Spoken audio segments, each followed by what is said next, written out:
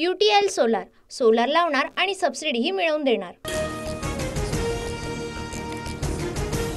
बीड सरपंच हत्येच्या निषेधार्थ परभणीत मूक मोर्चाला सुरुवात। संतोष देशमुखांच्या कुटुंबासह मनोज जरांगे, सुरेश धस, बजरंग सोनवणेही उपस्थित।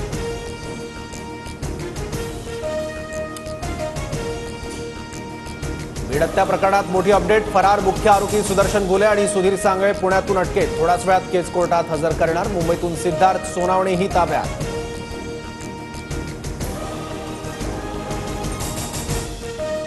डॉक्टर वायबसेनेच घोले आणि सांगळेला पळून जाण्यास मदत केली। तपासात नवा खुलासा। वायबसेच्या चौकशीनंतरच घोले आणि सांगळेच्या मुसक्या मारण्यात यश।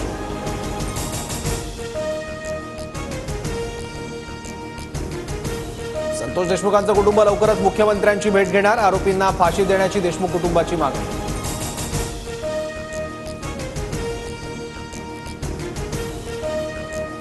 बीड हत्येप्रकरणी राज्यपालांकडून सर्वपक्षीय नेत्यांना भेटीसाठी 6 तारखेची वेळ। संभाजीराजेंसह सर्वपक्षीय नेते राज्यपाल CP राधाकृष्णन यांची भेट घेणार।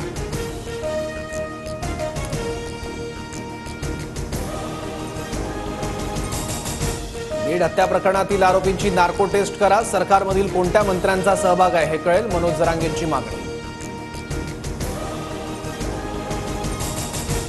वाल्मिक कराडच्या जीवाला सत्ताधाऱ्यांकडून धोका। कराडला संपून पुरावे नष्ट करण्याचा प्रयत्न सत्तेत बसलेल्यांचा असू शकतो। वडेट्टीवारांकडून भीती व्यक्त।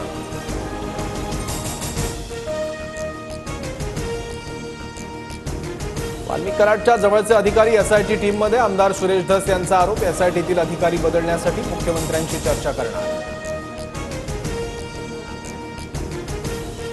बीड हत्या प्रकरणात तपासासंदर्भात पोलिसांवर विश्वास ठेवायला हवा। सुरेश धस यांचं बोलणं फडणवीसांच्या आदेशाने सुरू असणार। संजय राऊतांचा आरोप। मी 25 वर्ष आमदार, काय बोलायचं ते मला कळतं। सुरेश धस यांचा संजय राऊतांवर जोरदार पलटवार। धनंजय मुंडे आणि पंकजा मुंडेंनी मंत्रिपदाचा त्याग करावा। गजानन कीर्तीकरांची प्रतिक्रिया। शिवसेनेकडून पहिल्यांदाच मुंडे भाऊ बहिणीच्या राजीनाम्याची मागणी। अधिवेशन आणि दादांच्या ताफ्यातही माझी गाडी नव्हती। सुरेश धस आणि बजरंग सोनवणेंचे आरोप चुकीचे। स्कॉर्पिओ गाडीचे मालक शिवलिंग मोराळेंची प्रतिक्रिया। अजित पवारांच्या उपस्थितीत आज राष्ट्रवादीच्या नेत्यांची महत्त्वाची बैठक। पालकमंत्री पदासंदर्भात चर्चा होणार। अजितदादा 2 जिल्ह्यांच्या पालकमंत्री पदाची जबाबदारी घेण्याची शक्यता।